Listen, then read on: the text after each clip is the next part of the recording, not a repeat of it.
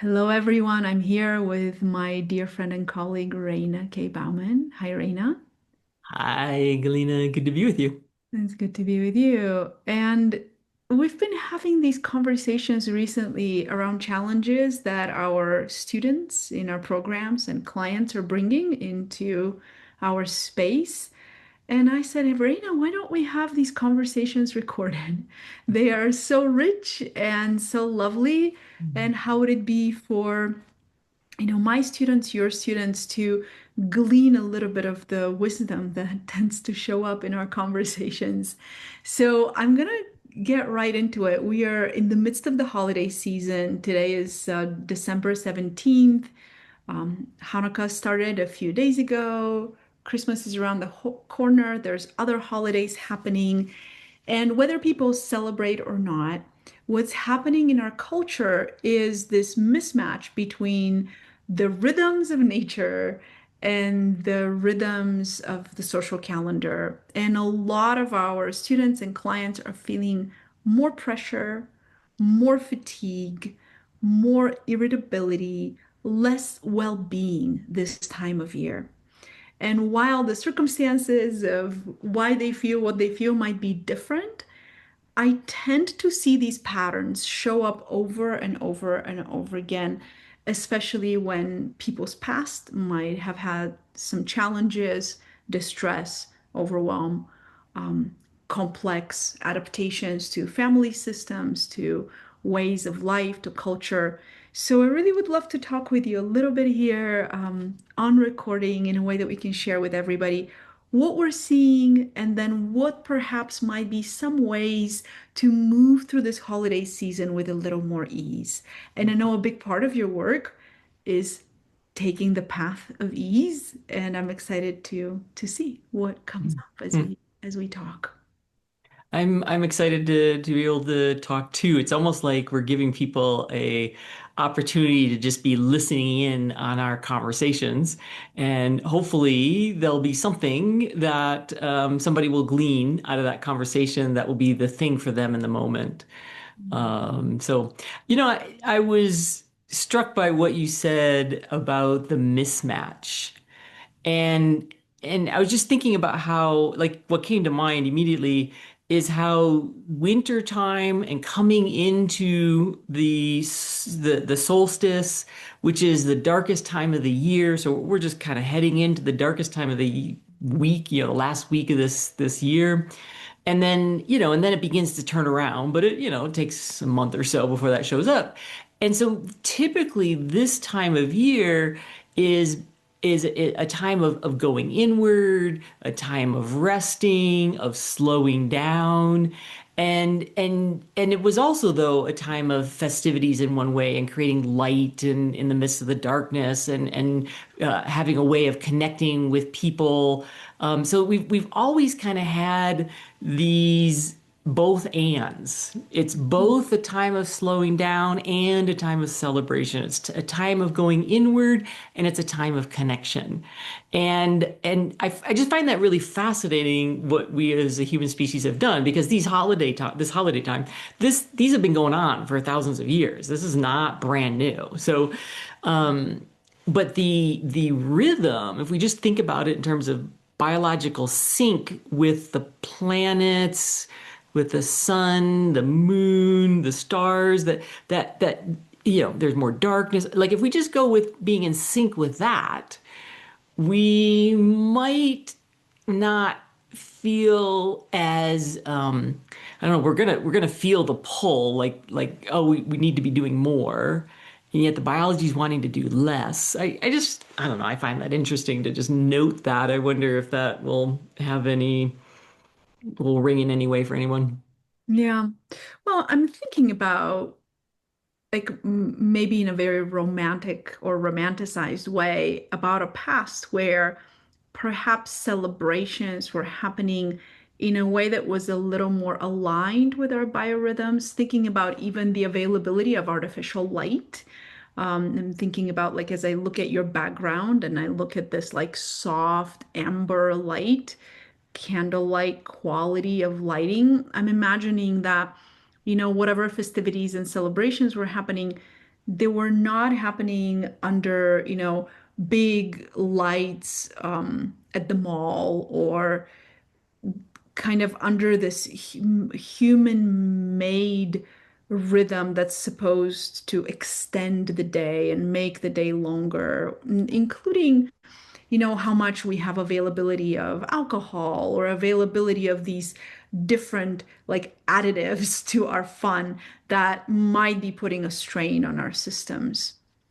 And so I'm also thinking about perhaps a smaller community or smaller tribe or smaller family environment where there's not that pressure to keep up with certain expectations, or you should celebrate in this way. Like you should have this kind of holiday tree, or you should have these like going down the banisters of your stairs, trailing poinsettias, or the tension pole decoration method, that's viral on Instagram. I feel like some of the ways that we live our life at home, at work, but also now social media, the internet is constantly throwing at us new ways to move the bar on what is sufficient. Or here you bought holiday gifts maybe for your closest people, and all of a sudden, like your favorite person you follow,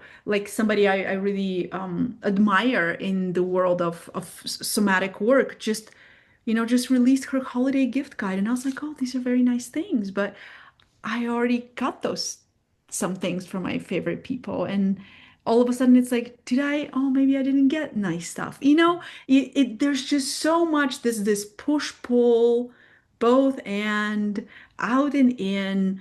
There's a lot of, I feel like, conflicting vectors. And what ends up happening in the people I talk to is this feeling of like, oh, it's, December 17th. I can't wait for this to be over.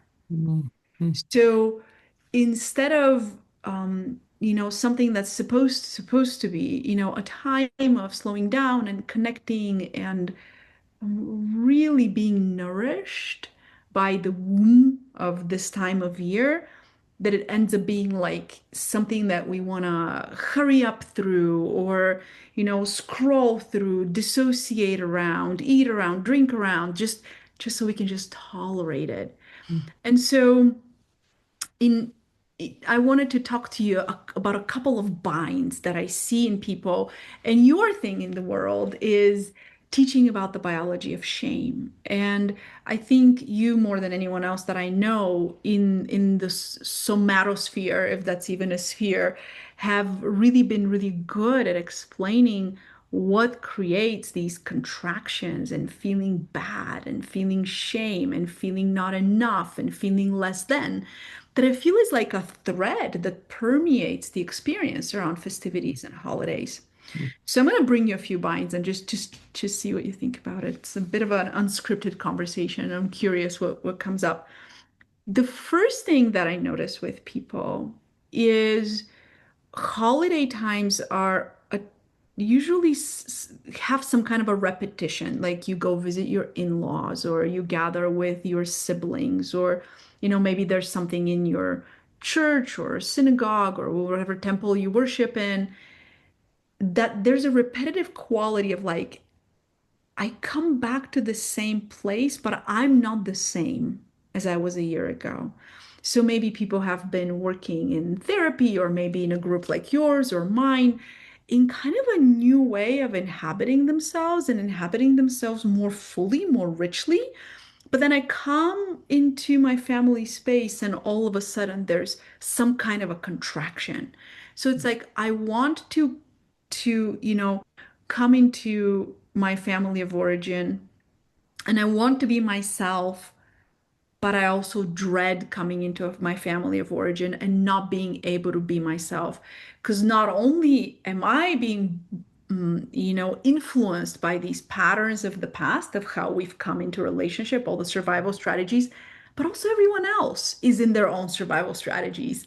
And so there's this meeting of, I have this fullness, I have this way that my sense of self is nourishing to me, and I come into this space and I just contract. And so I want to go, but I also don't want to go. And I wonder if you see that too, and how might you support somebody to make sense of that? Yeah, well, so what I hear is, and it's kind of a beautiful thing, actually, really, if you think about when people have been working with us, we want people to experience change. That's why they come and do the work that we do, and we do. We see people have significant shifts and changes in 6, 7, 8 months, and so then you come into what you talked about as the repetitive experience. So we've been celebrating holidays since we were early in some way or another. Even if the family of origin chose not to celebrate the holiday, even that is a way of celebrating, right? So there's a way of coming in and there's a pattern. And if you think about like this, is not just family. This is schools. This is work communities. Like there's I think one of some of the challenges is there's so many communities that we're working in, and some of the intensity comes out with just the sheer number of communities we're engaged with. But we can save that a little bit for a different conversation, or later in this conversation. But this idea that I've changed, I'm a different person, and now I'm going to go into this setting that included was I was relating to people from a prior way of being. Mhm. And I think oftentimes in that there's a fear. There's a fear that this way that I am now, these changes that I'm experiencing, will not be sustainable in the old container, right? So, if I'm going to go biblical on it, it's like the new wine can't be in the old bag, the wineskin, right? Because it cracks it. And so sometimes I think there's a fear that we will somehow, that we'll be the ones who crack, right? Even though we've done the change and somehow we'll crack under the pressure of the old systems and patterns, and they're big systems, and that we will somehow lose the gains that we've had, or we'll discover even worse, well, maybe I haven't changed as much as I thought I have. Mm. Right? That I will discover I'm really just the same old me. I get mad at the same stuff. I yell at the same people. I withdraw and contract and go away. I hide. Like all that really am just the same. And that maybe if I go into these environments, that will reveal that this investment I've made and what I thought has been an improvement might not be, right? So that's how I would probably describe the possibility of what people are experiencing. And in that,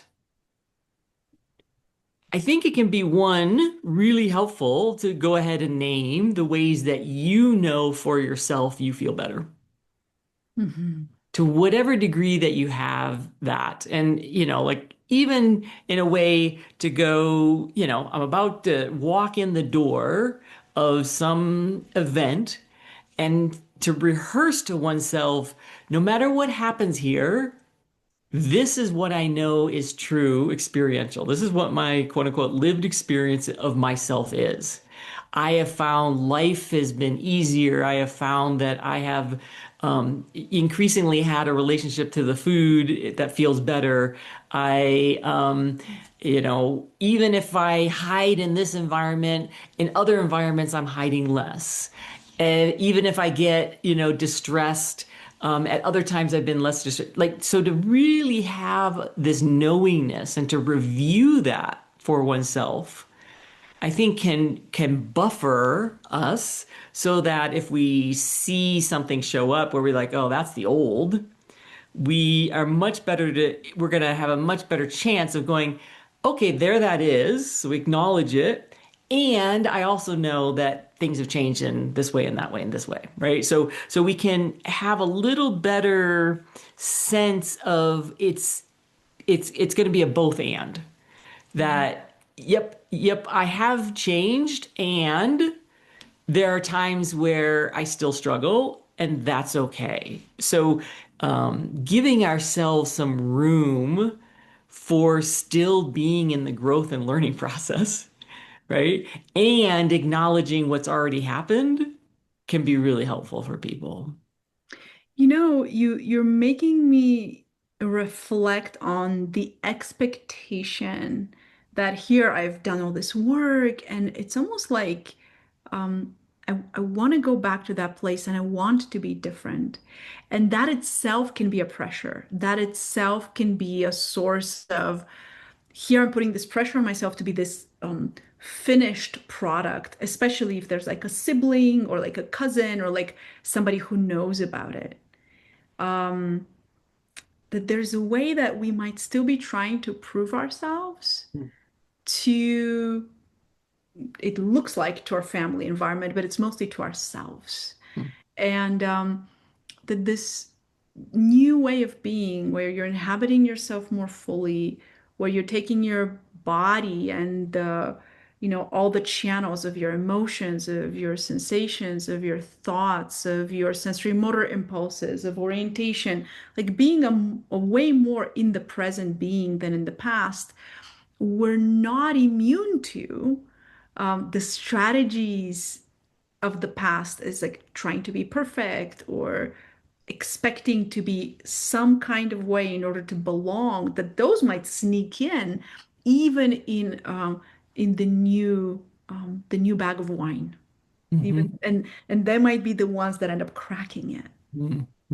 So some really I'm always amazed when I talk to you, we talk about shame and how sneaky shame is.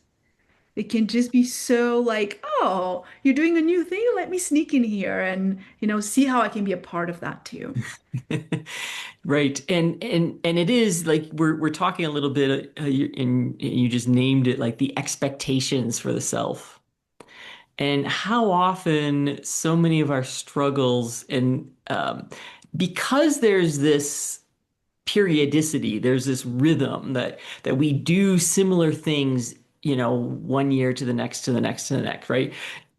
That element makes it so that it can be a marker for us, right? So Mhm. it's easy for us to go, well, how was I last Christmas or the Christmas before or the Christmas before or Hanukkah or other New Year's or whatever we're comparing ourselves to, that it simply gives us an easy way to mark what we kind of remember because we don't remember most of last year or most of the year before.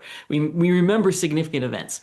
So these kinds of events give us an opportunity to have a glimpse Mm, into ourselves, but they also set us up for those expectations that you're talking about. yeah. And anytime we knowingly, or I should say, like consciously or unconsciously, have expectations for ourselves, what's going to can happen potentially is that we somehow feel like we don't live up to that expectation. And not living up to a expectation, especially an unconscious expectation we have for the self, but even if it's conscious, that will lead to a very high potential that we will then be vulnerable to the experience of shame Mm, just by virtue of having the expectation, just by having I would love for this to be different. It's so easy if it's not, that just the smallest little thing can go, oh yeah, I've failed, yeah. right? And it's a part of the way we're made up that we're going to likely see how we fail more than we see how we've succeeded, right? So maybe I know the clients you work with do deal a lot with food, right? And so there's this, they've been doing this work, they've been working with you.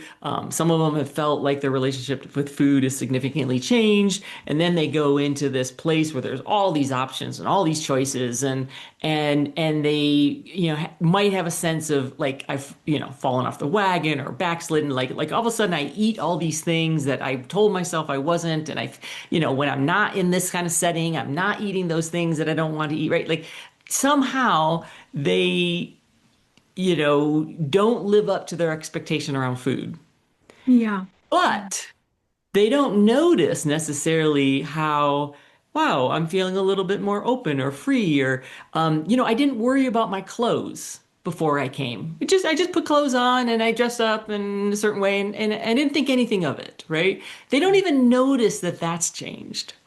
Or I saw these people and before if I saw two or three people talking together, I wouldn't come up to them or engage with them. I would just like, try to find somebody else to talk to and well, everybody's taking, right? But no, this time I just went up and I joined the group and said hi and and we had this conversation. And so they won't notice the ways that the changes that have happened in them have affected other elements of life. Mhm. What they'll only see is like where they didn't meet some expectation. And Yeah. it's a cruel trick of the brain that it has this negativity bias such that we don't notice the successes as easily.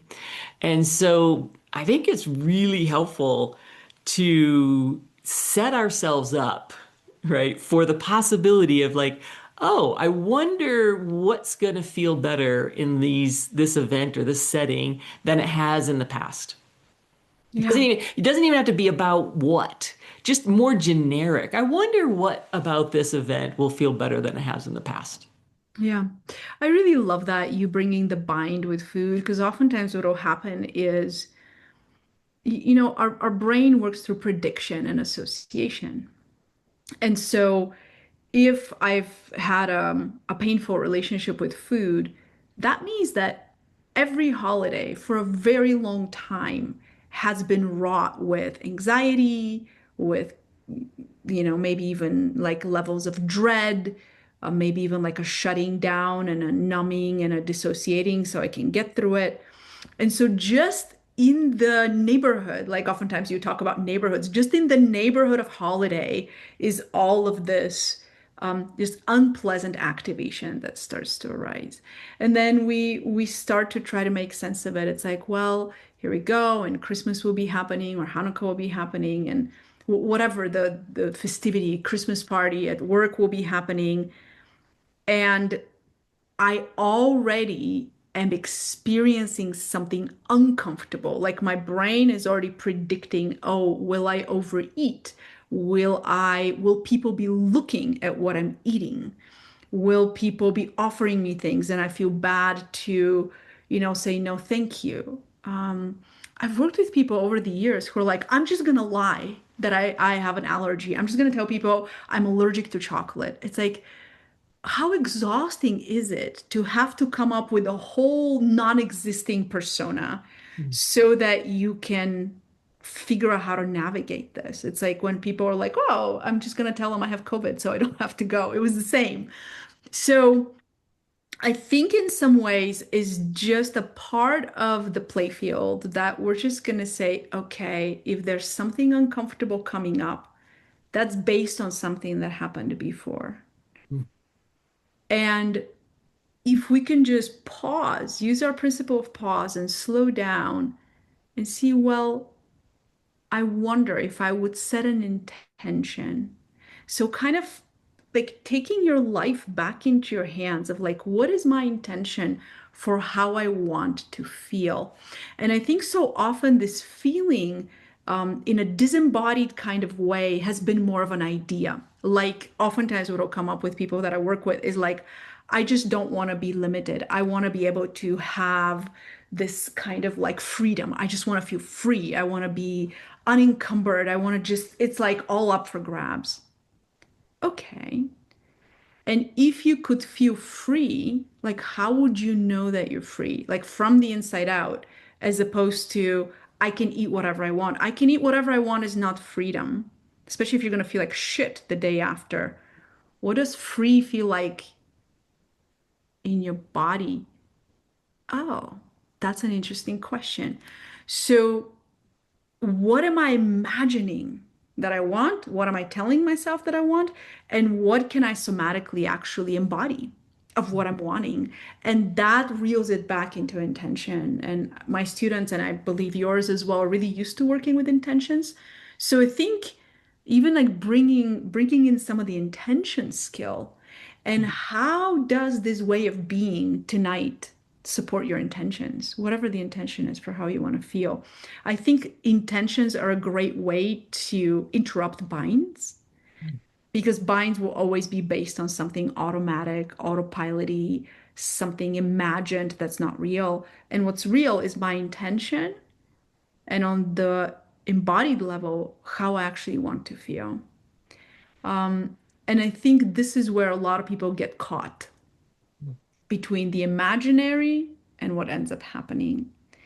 And I really, really want to encourage those people who are listening, if that touches you in some way, to just make some space for intentions.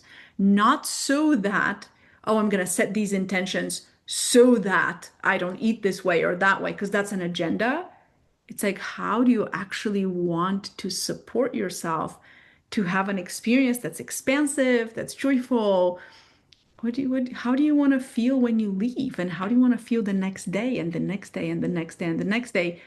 Because well-being and, stomach aches don't go together. And I think that's where the past and the future kind of collide like two waves in an ocean. And like, what's it like to like make a some kind of a wave breaker? What are those called? Like a break line on the shore. Breaker. What's Yeah. it like to build a breaker right there where the two waves are gonna meet? Mm. I like, and I just want to emphasize this because we can expand it a little bit.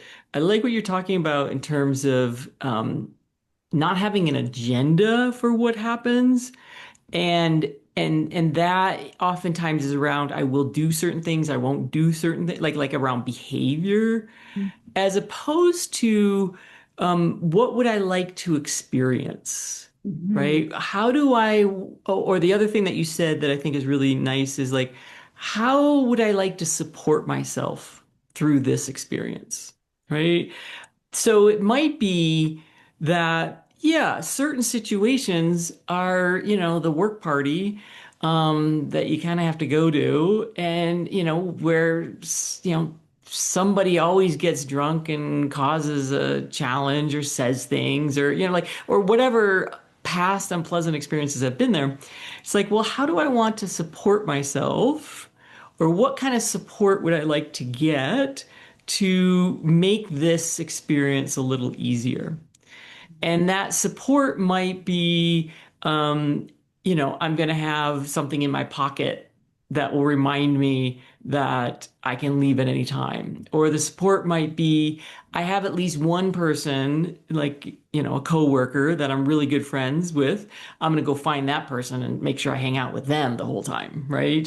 Or I'm going to, um, make sure that I have my, bestie on speed dial. And so when something becomes challenging in the moment, I know who I can call, or I'll call them afterwards, or right. Like, so knowing that there's some kind of support that you can have, I love the idea. And everybody's super creative. So I know everybody will be able to create and come up with what's supportive to them. I couldn't even possibly come up with as many examples as there are people here listening. And so there's going to be something that works there.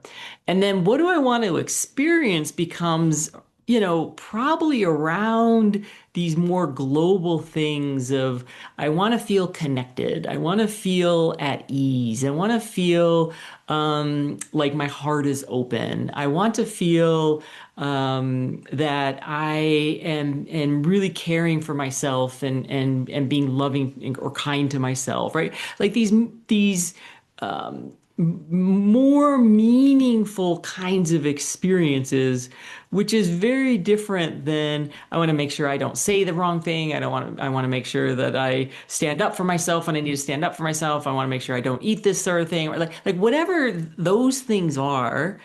Those are less meaningful for us than these qualities of experience, right? And another one could be is like, oh, I just want to have, find some moment of enjoyment, And out of any event, there's got to be something that's enjoyable.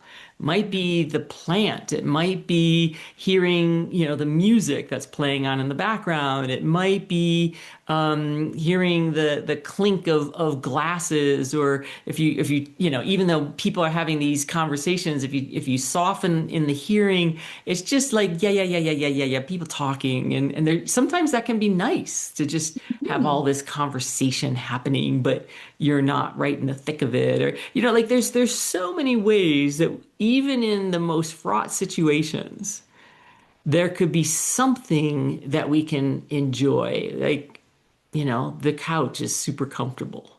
Right?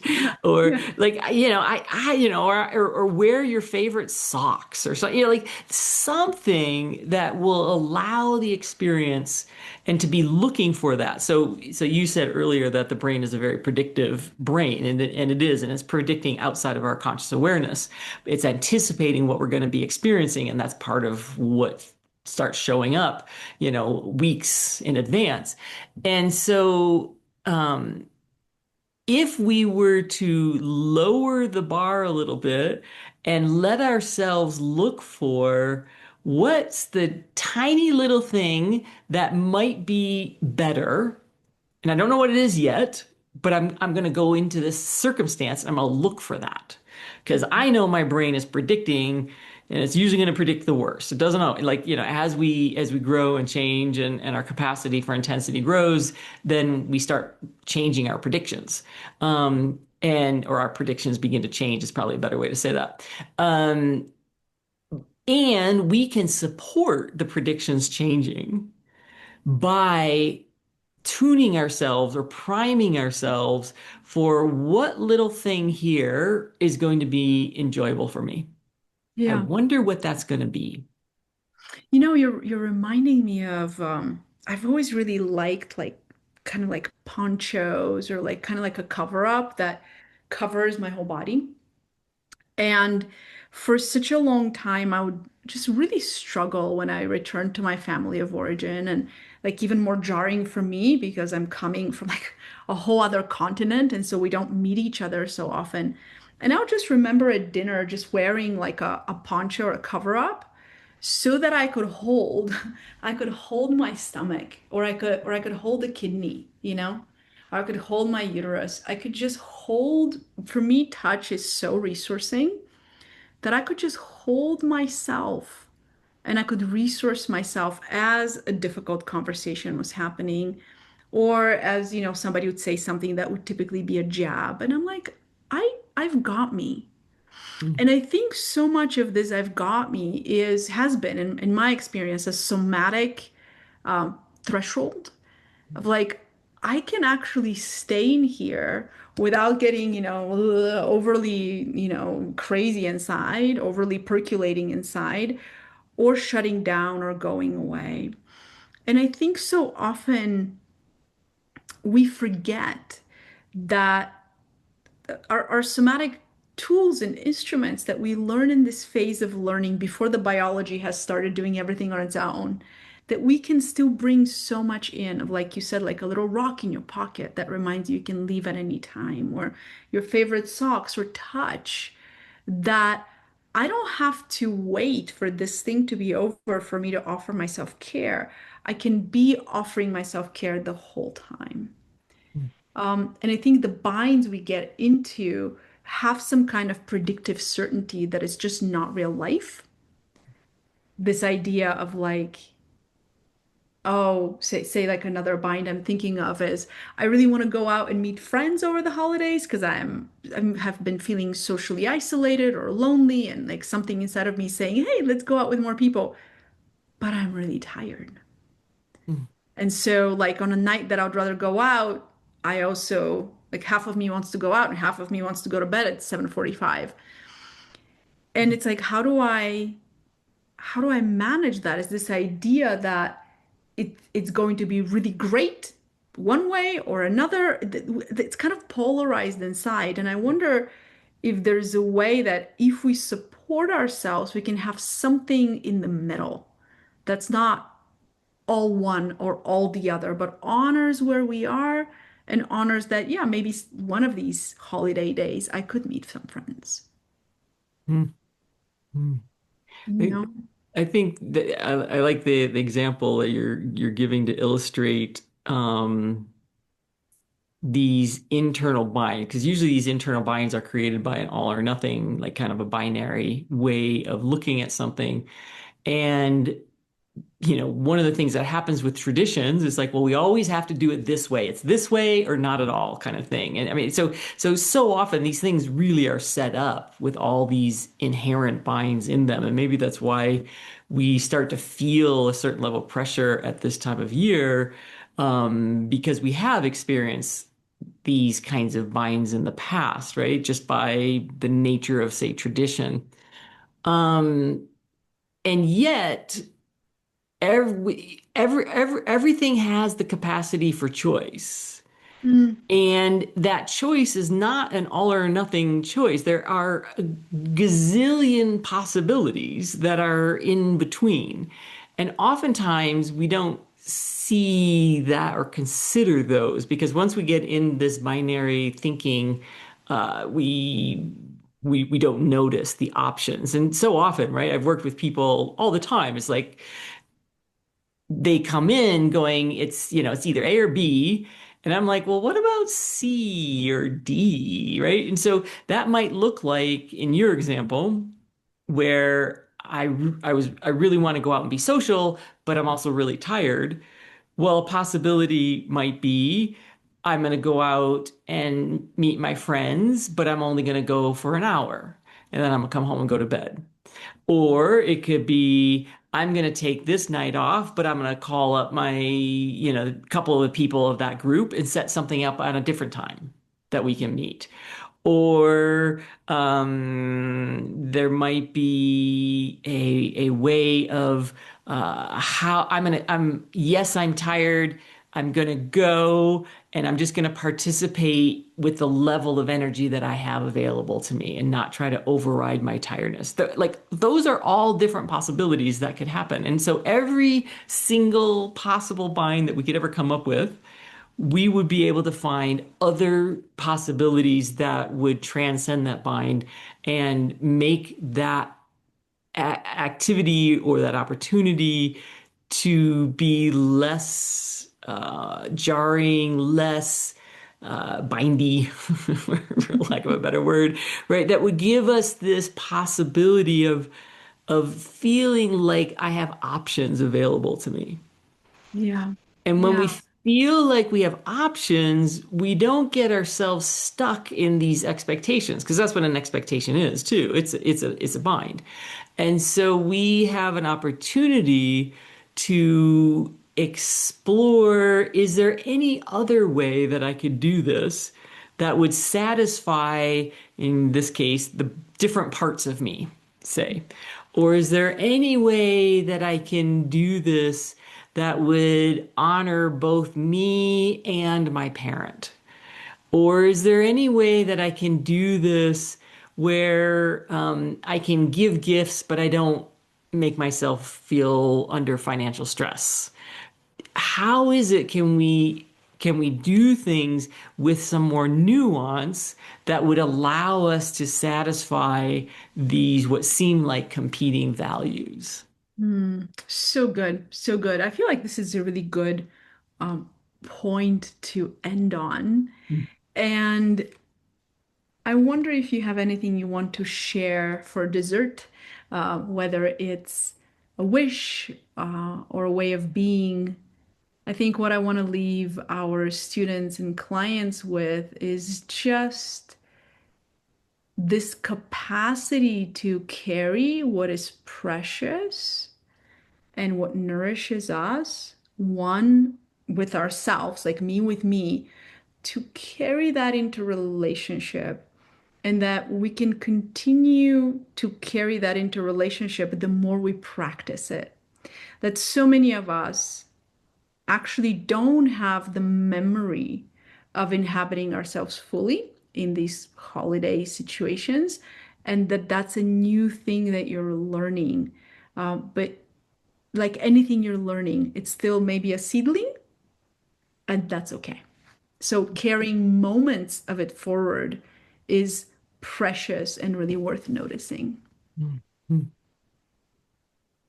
Yeah, and I'm just thinking about how one of the expectations that we have is that we won't feel shame.